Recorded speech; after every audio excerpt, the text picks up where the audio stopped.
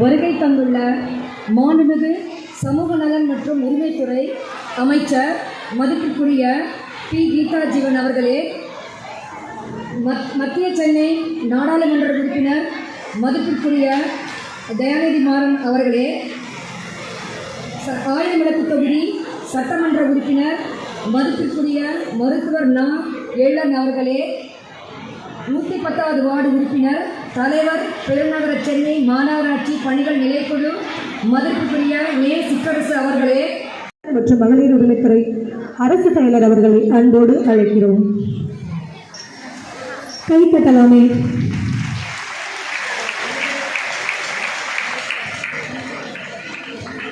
அரசு செயலர் அவர்களுக்கு நினைவு பரிசை வழங்குமாறு நமது ஆணையர் அவர்களை அன்போடு அழைக்கிறோம்.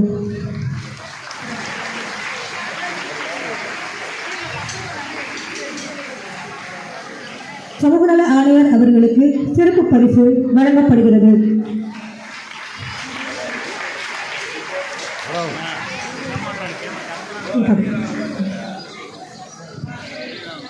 திரு மே. சிற்றரசு 110வது வார்டு உறுப்பினர் மற்றும் சென்னை பெருநகர மாநகராட்சி பணிகள் நிலைக்குழு தலைவர் அவர்களுக்கு சிறப்பு பரிசு வழங்கப்படுகிறது.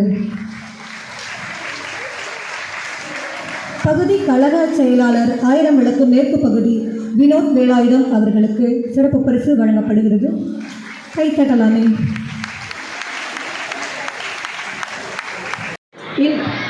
தேங்க்யூ. இந்த மாதிரி ஒரு ரெஸ்பான்ஸ் கேட்டால் சூப்பராக இருக்குது. சமூக நலன் மற்றும் மகளிர் உரிமைத்துறை சார்பாக, அதாவது அரசு பள்ளியை தேடி வந்து ஒரு 2 முக்கிய நிகழ்வுகளை நடத்துவதற்காக விழா ஏற்பாடு பண்ணியிருக்கோம்.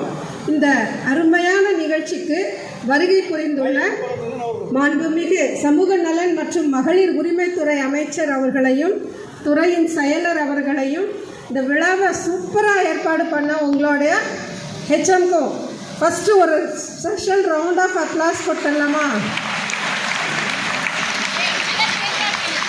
இந்த நிகழ்ச்சியில் கலந்துட்டுருக்கிற மற்ற தேர்ந்தெடுக்கப்பட்ட மக்கள் பிரதிநிதிகள் எல்லாருக்கும் என்னுடைய துறையின் சார்பாக என்னுடைய வணக்கத்தை தெரிவித்துக் கொள்கிறேன். நம்பர் 1, முதியோர்களுக்கு எதிரான வன்முறைகளை தடுக்க போகிறோம் அப்படிங்கிற ஒரு உறுதிமொழியை நம்ம இங்கே எடுக்க போகிறோம். அது ஃபஸ்ட்டு வேலை. செகண்ட் வேலை, பெண் குழந்தைகளை காப்போம், பெண் குழந்தைகளுக்கு கற்பிப்போம். So save girl child, educate girl child, இதுதான் நம்மளுடைய அரசோட முக்கியமான நோக்கம்.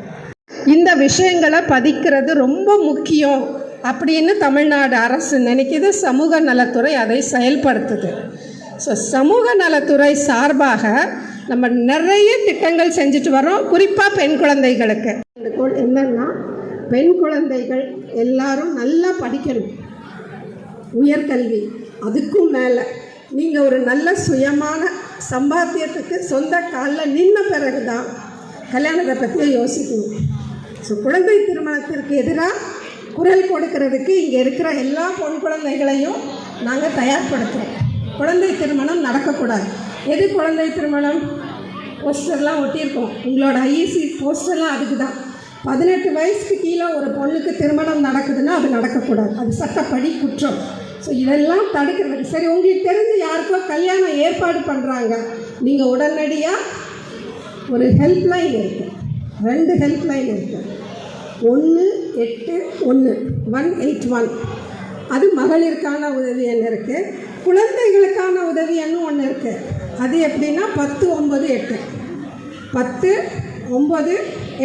இதெல்லாம் டோல் ஃப்ரீ நம்பர். இதுக்கு எந்த கட்டணமும் இல்லை. எந்த ஃபோனில் இருந்து வேணால் ஃப்ரீயாக பேசலாம். ரீசார்ஜ் பண்ணவே இல்லைனாலும் ஃபோன்லேருந்து கூப்பிடலாம். 181 1098 குழந்தைகளுக்காக, பெண்களுக்கான உதவி எண்கள். ஸோ அரசாங்கம் நிறைய செய்யுது.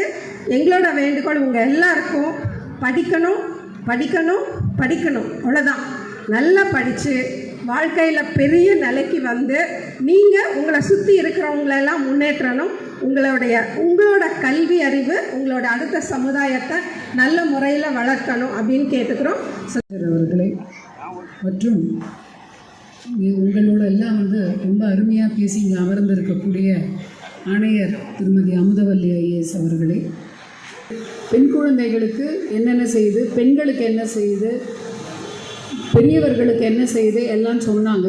ரொம்ப ரத்ன சுருக்கமாக அழகாக சொன்னாங்க. அவங்க சொன்னதில் எவ்வளோ உங்களுக்கு ரீச் ஆகிருக்குன்னு எனக்கு கேட்கணும்.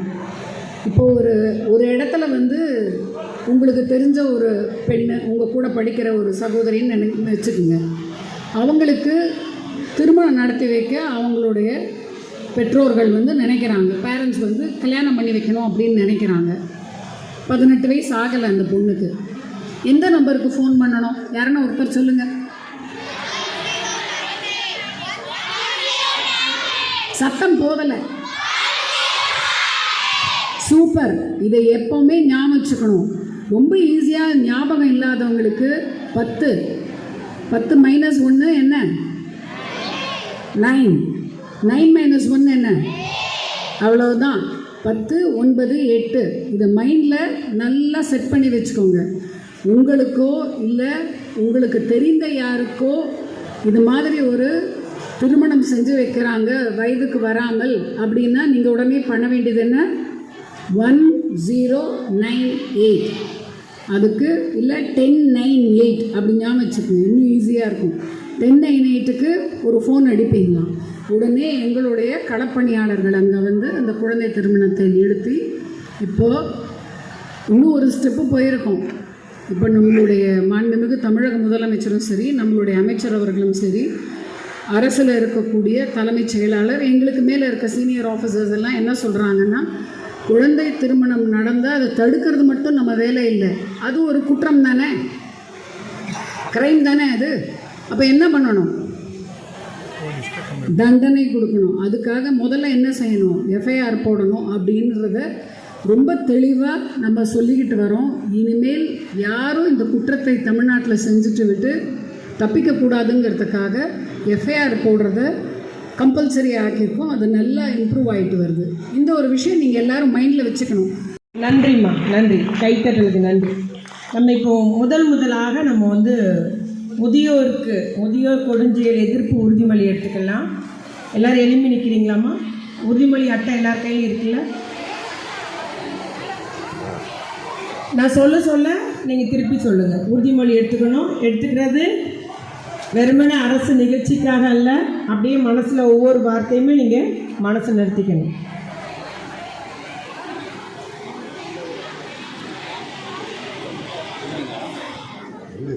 அந்த இடத்துல இருங்களம்மா, நிழல்லே இருங்கம்மா, நிழல்லே இருங்க.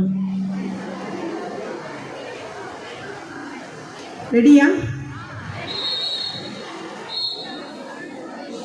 இந்திய குடிமகளாகிய நான் முதியோர்களை குடும்பத்தில் நல்ல முறையில் அரவணைப்போடு பராமரித்திடுவேன் எனவும், மனோரீதியாகவும் உடல் ரீதியாகவும் காயப்படுத்தும் தகாத வார்த்தைகளை பயன்படுத்த மாட்டேன் எனவும்,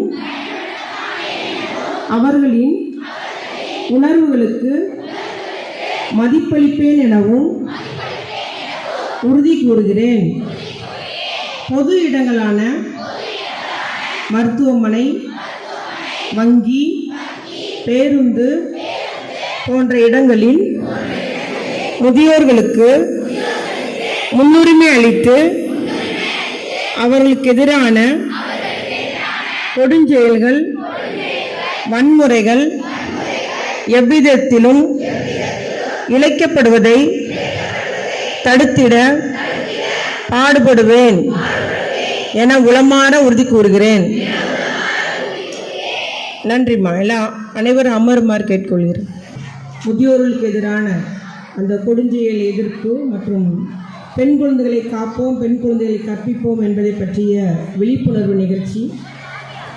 இந்த நிகழ்ச்சியிலே முன்னுரையாற்றி அமர்ந்துள்ள துறையினுடைய செயலர் திருமதி ஜெயஸ்ரீ முரளிதரன் ஐஏஎஸ் அவர்களே மற்றும் கருத்துரை வழங்கி அமர்ந்துள்ள சமூகநலன் மற்றும் மகளிர் உரிமைத்துறையினுடைய ஆணையர் திருமதி அமுதவள்ளி ஐஏஎஸ் அவர்களே மற்றும் எங்களெல்லாம் வரவேற்று அமர்ந்துள்ள இப்பள்ளியின் தலைமை ஆசிரியர் திருமதி சாந்தகுமாரி அவர்களே மற்றும் நம்முடைய இந்த பகுதியில் 110வது வார்டு உறுப்பு இல்லையா, அதை மனசில் வச்சுக்கோங்க.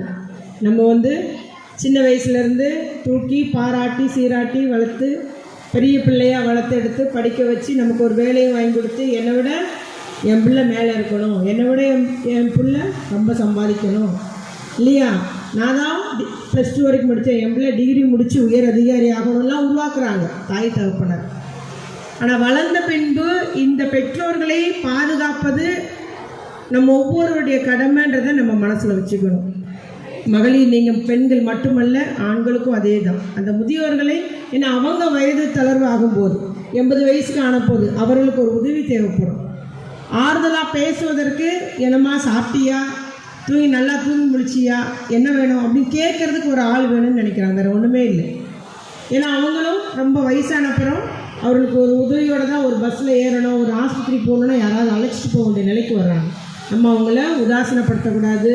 சில நிறைய வீட்டில் கடுஞ்சொல் பேசிடுவாங்க, என்ன இன்னும் 85 வயசு ஆகுதுன்னு சாகலியான்லாம் கேட்டுருவாங்க. பெரியவங்களை அவங்களுடைய சுமையாக நினைக்கிறாங்க. என்ன ஒரு சுமை, ஒரு ஆள் குறைஞ்சா நல்லாயிருக்கும்னு நினைக்கிறாங்க, பட்ஜெட்டில் துண்டு உழுதுன்னு நினைக்கிறாங்க. ஆகவே நிச்சயமாக அந்த நினைப்புகள்லாம் நீங்கள் பெண்கள் நம்முடைய மகளிர் முடிவு எடுக்கணும், மூட்டை கட்டி வச்சிடணும்.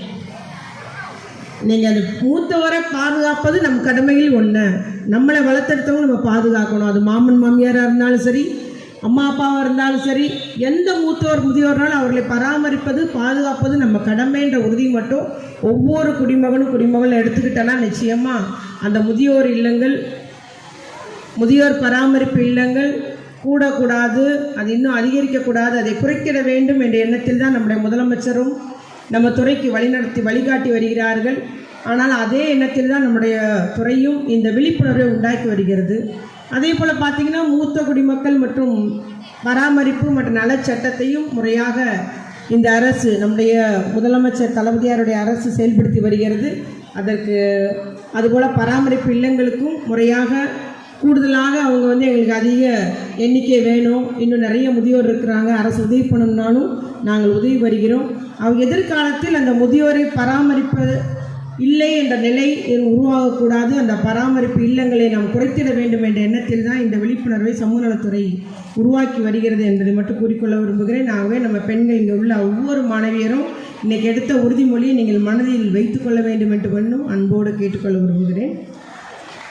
அதே போல் இங்கே பெண்கள் எல்லாம் நீங்கள் மகளிர் பள்ளி ஹீரோயின் போலவே கைத்தட்டல் அதிகமாக இருக்கு. அடுத்ததாக சிலம்பம்.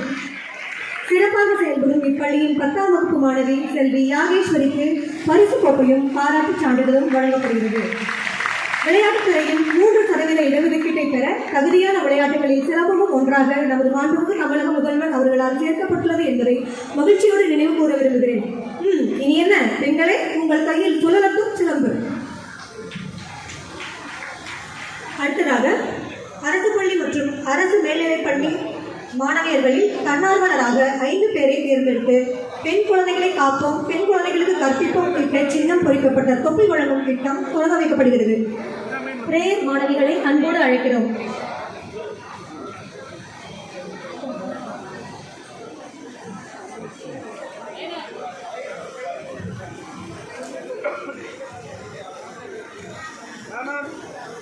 தினமும் காலை இம்மாணவர்கள் இறைவணக்கத்தின் போது பெண் கல்வி மேம்பாடு, பாதுகாப்பு, குழந்தை திருமணம் தடுத்தல் மற்றும் குழந்தை உதவி எண் 1098 ஆகியவை குறித்த உறுதிமொழி எடுத்தல் மூலம் விழிப்புணர்வுகளை ஏற்படுத்துவார்கள். இச்செயலை செய்ய இருக்கும் நமது மாணவர்களுக்கு உங்களுடைய கரகோஷங்களை வழங்கலாமே.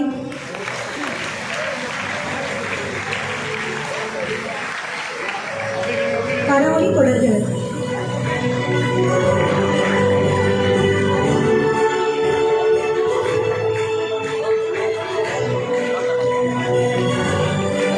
நிலப்படமாக மாற்றும் நேரம்.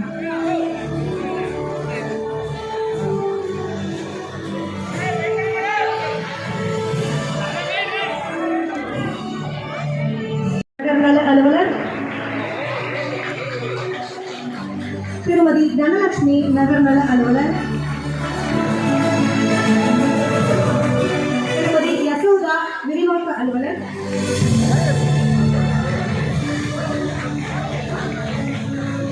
ஆகியோருக்கு மேலங்கி வழங்கடம் எடுத்துக்கொள்ளுமாறு அன்போடு அழைக்கிறோம்.